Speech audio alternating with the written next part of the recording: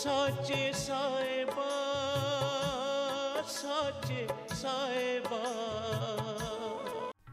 संगत जी, जब हम श्री दरबार साहिब अमृतसर के दर्शनों के लिए जाते हैं तो हम लोग अधिकतर केवल श्री दरबार साहिब में दर्शन करके वापस आ जाते हैं, मगर श्री दरबार साहिब के अंदर यानी चारों तरफ कुछ ऐसे भी स्थान हैं जहां पर हम कभी भी नहीं जाते, वहां हमें जरूर जाना चाहिए, जिसमें बहुमूल्य इतिहास बसा हुआ है।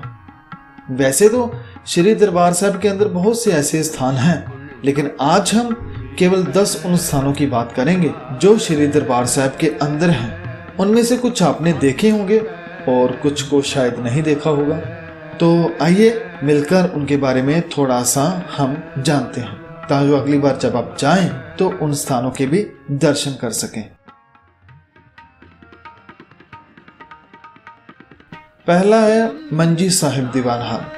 संगत जी, हरमंदिर साहब जिसे हम श्री दरबार साहब कहते हैं, इसके चारों तरफ अंदर आने के लिए दरवाजे बने हुए हैं, लेकिन जब हम लंगर हाल की तरफ से बने हुए रास्ते से अंदर आते हैं तो लंगर हाल के बिल्कुल सामने एक छोटा सा बाग है और बीच में से गली जाती है। दोनों तरफ बाग है जिसे गुरु का बाग कहते हैं, और उसके आगे ही दीवान हाल है।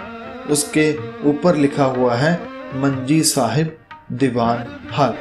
ये वह स्थान है जहां पर रोज कथा होती है जिसे आप टीवी पर देखते हैं, मगर इसका जो इतिहास है वो श्री गुरु अर्जन साहिब जी से जुड़ा हुआ है। जब यहाँ श्री दरबार साहिब का निर्माण हो रहा था तो सुबह शाम इसी स्थान पर गुरु अर्जुन साहिब जी खुद गुरबानी का पाठ भी करते थे, कीर्तन भी करते थे और कथा भी करते थे।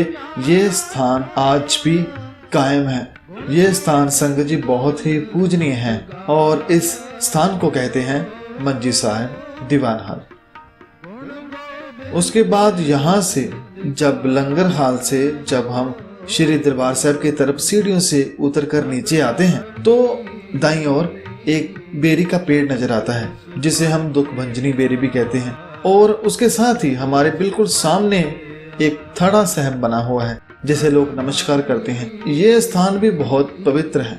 ये स्थान उस वक्त की याद को ताजा करता है जब अमृतसर नगर बसाने का काम श्री गुरु रामदास जी ने शुरू किया था, और जब श्री दरबार साहिब का सरोवर का काम आरंभ किया तो गुरु रामदास जी ने इसे यहाँ से ही शुरू किया था, और इसी स्थान पर बैठकर वह पूरे कार्य को देखते थे। आज भी यहाँ पर एक बोर्ड लगा हुआ है जिस पर पूरा इतिहास लिखा है। तो संगत जी, ये स्थान है गुरु रामदास जी का। इसे थड़ा साहिब भी कहते हैं और इसे 68 तीर्थ भी कहते हैं। इसके बाद जब थड़ा साहिब से बाईं ओर परिक्रमा करते हुए आगे बढ़ेंगे तो आपको वहां ये जगह दिखाई देगी। ये वह स्थान है जहां पर बाबा दीप सिंह जी ने अपना सिर गुरु साहब के कदमों में रखा था। ये बात 1757 की है जब तैमूर शाह और जहान खान ने मिलकर श्री दरबार साहिब जी के सरोवर को मिट्टी से बंद कर दिया था। वे सोचते थे शायद यहीं से सिखों को ताकत मिलती है, और जब इस बात की खबर बाबा दीप सिंह जी को हुई तो बाबा जी ने उस पापी को सबक सिखाने के लिए कुछ सिखों को साथ लेकर उसके साथ युद्ध किया, जिसमें उन पापियों को सजा दी। लेकिन वहां लड़ते हुए बाबा जी का शीश भी कट गया था, मगर वह अपने शीश को हाथ में उठाकर इस स्थान पर किसी तरीके से पहुंचे और गुरु के चरणों में शीश अर्पण करके आखिरी सांस ली। ये स्थान उनकी याद में बना हुआ है जिन्होंने गुरु साहब के स्थानों के लिए अपने प्राण न्यौछावर कर दी। संगत जी, ये प्रेम की बात है, प्यार की बात है जो बाबा दीप सिंह जी गुरु साहिब से करते थे। अब संगत जी, जब आप आगे बढ़ेंगे तो दरबार साहब में प्रवेश करने से बिल्कुल पहले एक बेरी का पेड़ नजर आता है जो कि अब भी हरा है। वैसे बेरी के पेड़ की उम्र तकरीबन 100 साल तक होती है, मगर ये पेड़ 400 से 500 साल पुराने हैं जो आज भी गुरु साहब की याद को ताज़ा रखते हैं। इस स्थान को कहते हैं लाची बेर साहब, जो के दर्शनी ड्योढ़ी के बिल्कुल पास है। इसे लाची बेर इसलिए कहते हैं क्योंकि इसको जो बेर है, जो फल है, वो बहुत ही छोटे छोटे होते हैं, बिल्कुल इलायची के दाने के बराबर। इसलिए गुरु अर्जुन साहब जी ने खुद इसको लाची बेर का नाम किया, वो इसे लाची बेर कहते थे। तो ये नाम गुरु अर्जुन साहब जी ने खुद दिया था। इसके साथ ही एक और इतिहास इस स्थान के साथ जुड़ा हुआ है, वो ये कि ये वही स्थान है जब मस्सा रंगड़ ने श्री दरबार साहब की बेअदबी की, यहाँ पर कब्जा करके गलत काम करने शुरू किए। तो 1740 में भाई सुखा सिंह और भाई मेहताब सिंह यहाँ आए। उन्होंने अपने घोड़े इस पेड़ के साथ बांधे और दरबार साहब के भीतर गए। यहाँ मस्सा रंगड़ नाच देख रहा था। सिंहों ने उसके सिर को उसी जगह काट कर अपने साथ ले आए और दरबार साहब की सेवा को दोबारा शुरू किया। इसलिए ये स्थान बहुत ही ऐतिहासिक है, इसे लाची बेर साहब कहते हैं। अकाल तख्त साहब, श्री दरबार साहब के बिल्कुल सामने अकाल तख्त साहब है। यह तख्त श्री गुरु हरगोबिंद साहब जी ने बनवाया।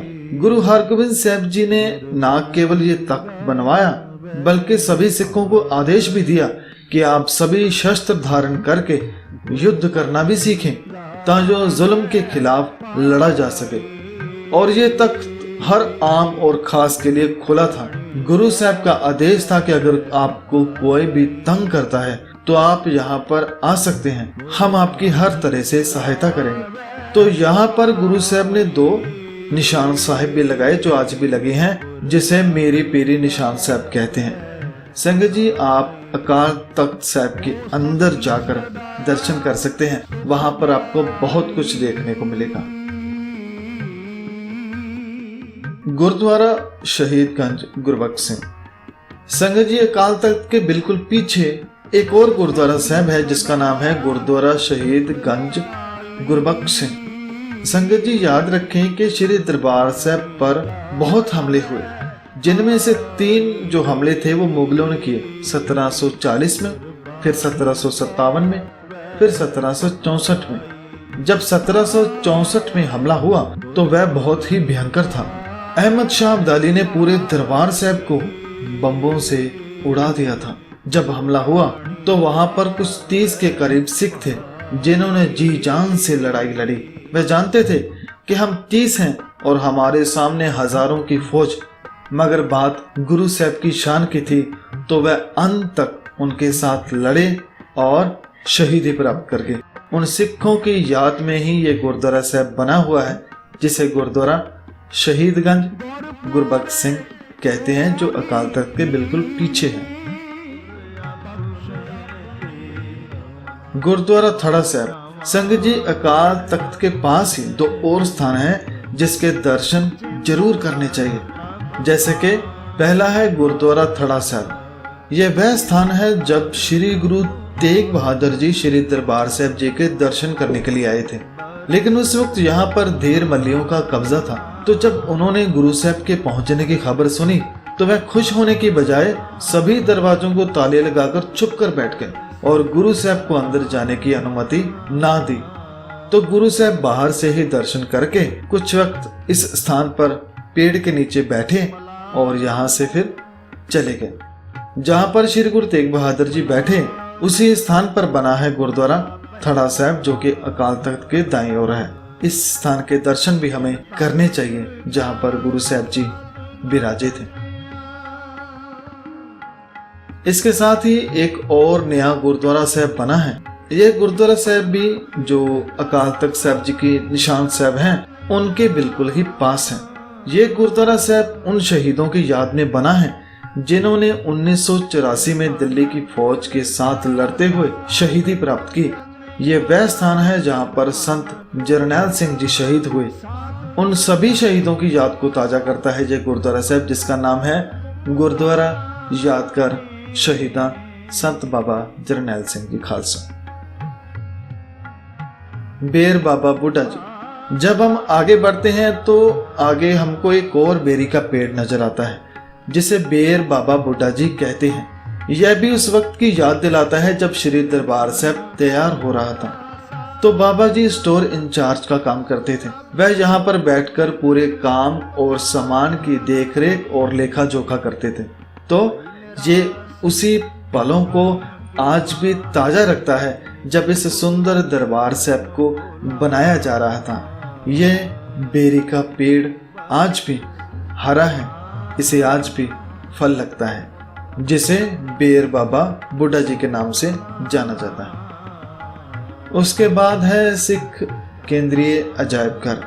संगत जी, थोड़ा आगे जाते ही यहाँ एक और प्रवेश द्वार है, मगर जब आप इसके अंदर आते हैं या फिर बाहर जाते हैं तो आपको यहाँ पर बड़े सारे अक्षरों में लिखा हुआ मिल जाएगा कि केंद्रीय अजायब घर, या फिर दोनों दरवाजों के ऊपर भी लिखा हुआ है सिख अजायब घर, और यहाँ लिखा है सेंट्रल सिख म्यूजियम।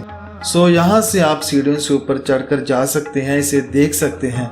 ये वह स्थान है जहाँ पर पूरा इतिहास जो है गुरु साहिबान का या सभी शहीदों का, वो सारा इतिहास तस्वीरों में बसा कर रखा हुआ है। यहाँ पर पुरातन समय की बहुत सारी चीजों को संभाल कर रखा गया है और उन संत महापुरुषों की तस्वीरों को लगाया गया है जिन्होंने गुरुद्वारों की सेवा के लिए कुर्बानियां की। यहाँ और भी बहुत कुछ था, मगर 1984 में बहुत कुछ यहाँ से लूट कर ले गए, जो अभी तक वापस नहीं किए। तो संगत जी, ऐसे और भी बहुत सारे स्थान श्री दरबार साहब में हैं जिसे आप देख सकते हैं। जैसे ये बुंगे हैं जो उस वक्त शहर की रखवाली के लिए बनाए गए थे। इसके साथ ये लंगर हाल है, फिर यहाँ पर तोशा खाना है और बाबा अटल राय है। इसके साथ ही दर्शनी ड्योढ़ी है, फिर एक पुराने जमाने की घड़ी है। दरबार साहब की छत के ऊपर बहुत ही सुंदर गुरुद्वारा साहब है।